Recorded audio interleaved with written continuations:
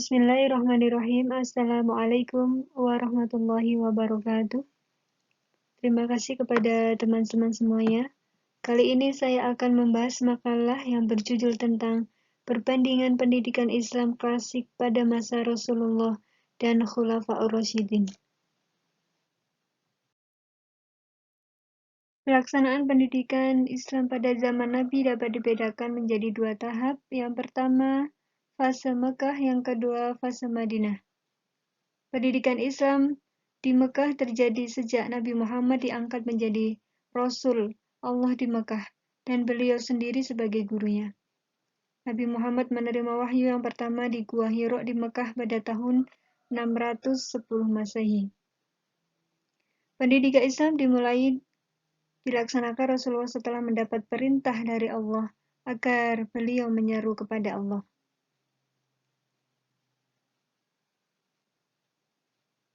Nabi menyediakan rumah Al-Arqam bin Abil Arqam untuk tempat pertemuan sahabat-sahabat dan pengikut-pengikutnya. Di sanalah Nabi mengajarkan dasar-dasar atau pokok-pokok agama Islam kepada sahabat-sahabatnya dan membacakan wahyu atau ayat-ayat Al-Quran kepada para pengikutnya. Pada masa pembinaan pendidikan agama Islam di Mekah, Nabi Muhammad juga mengajarkan Al-Quran. Karena Al-Quran sebagai intisari sumber pokok ajaran Islam. Nabi Muhammad SAW mengajarkan dasar-dasar atau pokok-pokok agama Islam dan wahyu ayat-ayat Al-Quran kepada sahabat dan para pengikutnya.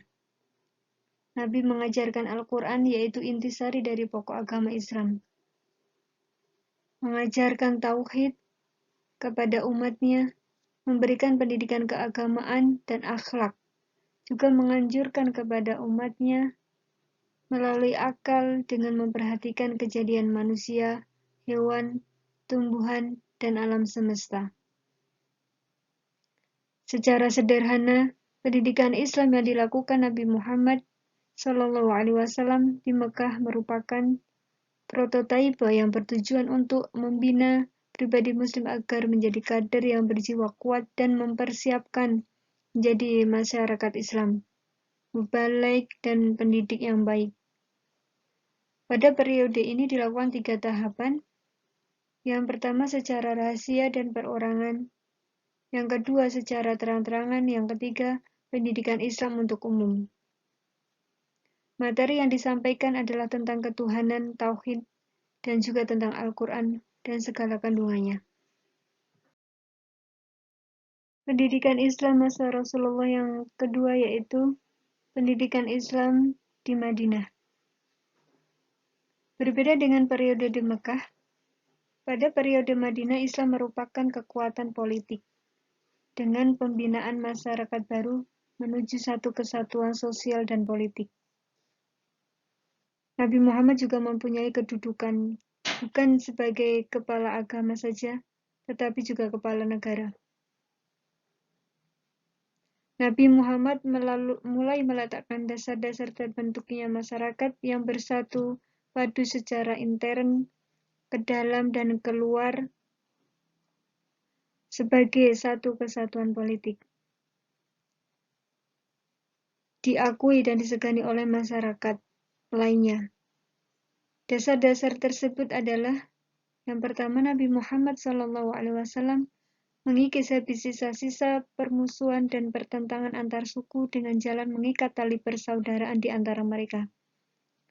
Dasar yang kedua, untuk memenuhi kebutuhan sehari-hari, Nabi Muhammad menganjurkan kaum muhajirin untuk berusaha dan bekerja sesuai dengan pekerjaan masing-masing.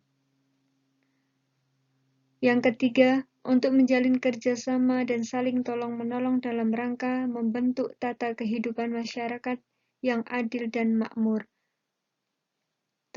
Turunlah syariat zakat dan puasa yang merupakan pendidikan bagi warga masyarakat dalam tanggung jawab sosial.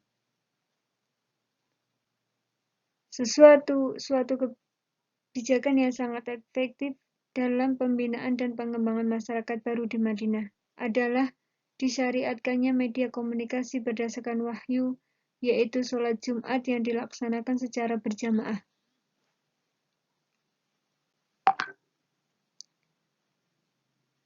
Juga berisi perjanjian kepada kaum Yahudi, yaitu bersahabat dengan kaum muslimin, tolong-menolong, bantu-membantu, terutama bila ada serangan musuh terhadap Madinah. Itulah salah satu perjanjian persahabatan yang dilakukan oleh Nabi Muhammad SAW. Versi yang kelima yaitu pendidikan sosial politik dan kewarganegaraan.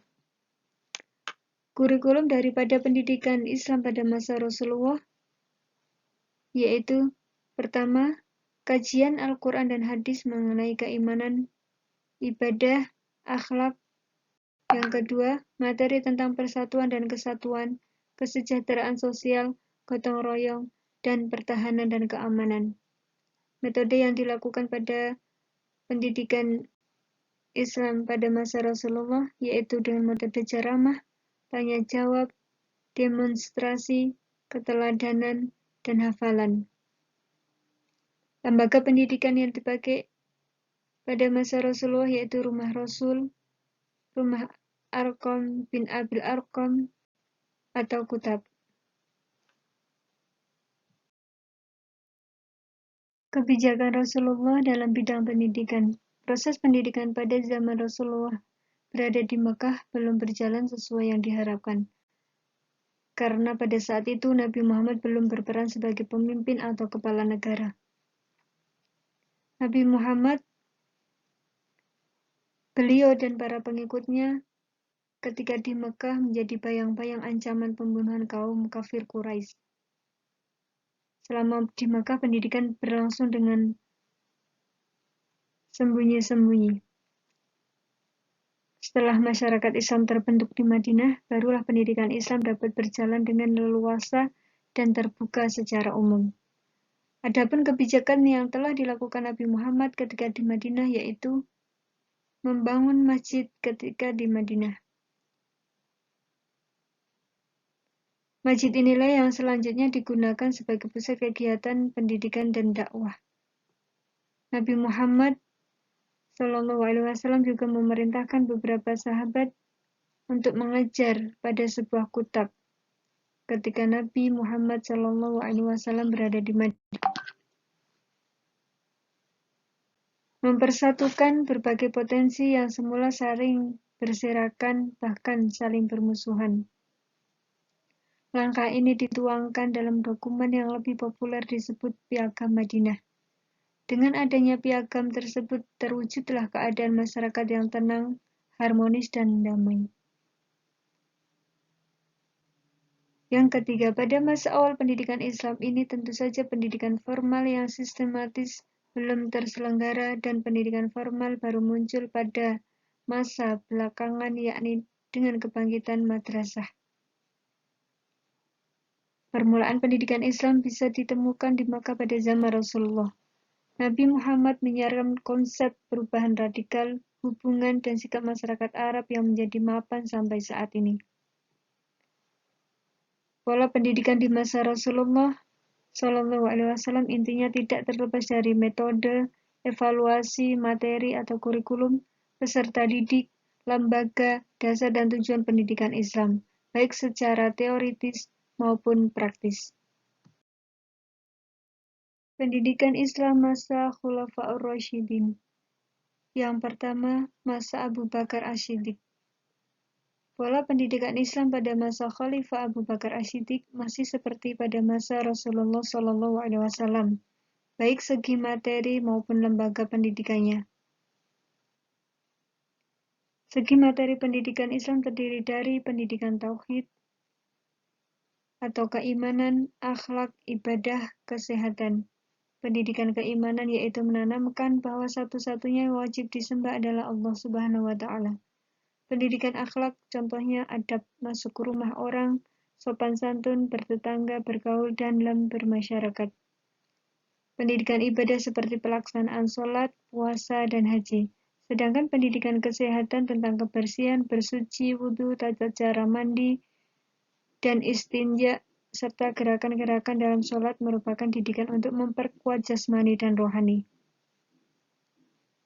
Masa yang kedua yaitu masa Umar bin Khattab. Kebijakan penting berkaitan dengan pendidikan yang dikeluarkan Umar bin Khattab yaitu membuat surat tugas yang ditujukan kepada para panglima perangnya. Apabila mereka berhasil menguasai suatu kota, hendaknya mereka mendirikan masjid sebagai tempat ibadah dan pendidikan. Selain itu, menunjuk dan mengangkat guru untuk mengajarkan Al-Quran dan ajaran Islam lainnya, seperti fikih, tauhid, akhlak, dan ibadah. Kurikulum yang dipakai dalam pendidikan pada masa Umar bin Khattab berisi tentang pelajaran membaca dan menulis, menghafal Al-Quran, hadis, serta belajar pokok-pokok agama Islam. Pendidikan pada masa ini lebih maju dibandingkan sebelumnya. Pada masa ini, tuntutan untuk belajar bahasa Arab sudah mulai tampak. Orang yang masuk agama Islam dari daerah yang ditaklukkan harus belajar bahasa Arab jika ingin belajar dan memahami pengetahuan Islam. Masa yang ketiga yaitu masa Utsman bin Affan. Pada Khalifah Utsman bin Affan, pelaksanaan pendidikan tidak jauh berbeda dengan masa sebelumnya. Pendidikan di masa ini hanya melanjutkan apa yang telah ada, dan hanya sedikit perubahan yang mewarnai pendidikan Islam. Para sahabat yang berpengaruh dan dekat dengan Rasulullah yang tidak diperbolehkan meninggalkan Madinah di masa Khalifah Umar diberikan kelonggaran untuk keluar dan menetap di daerah-daerah yang mereka sukai dan melakukan pengajaran pendidikan. Dari segi pusat pendidikan juga lebih banyak. Pada masa ini, para guru bisa memilih tempat yang mereka inginkan untuk memberikan pendidikan kepada masyarakat. Lebih ringan dan mudah untuk dijangkau peserta didik yang ingin belajar.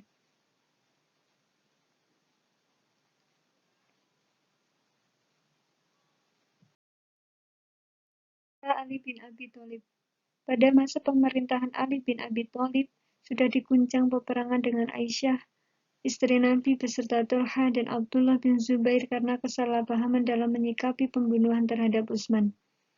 Peperangan di antara mereka disebut dengan Jamal, karena Aisyah menggunakan kendaraan unta.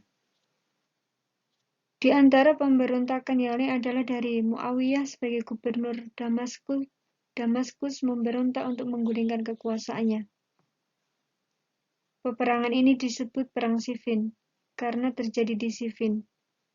Ketika tentara Muawiyah terdesak oleh pasukan Ali, maka Muawiyah segera mengambil siasat untuk menyatakan tahkim atau penyelesaian secara adil dan damai. Semula Ali menolak, tetapi karena desakan dari beberapa tentaranya, akhirnya Ali menerimanya. Namun tahkim malah menimbulkan kekacauan, sebab Muawiyah curang dengan tahkim tersebut. Muawiyah berhasil mengalahkan Ali dan mendirikan pemerintahan tandingan di Damaskus.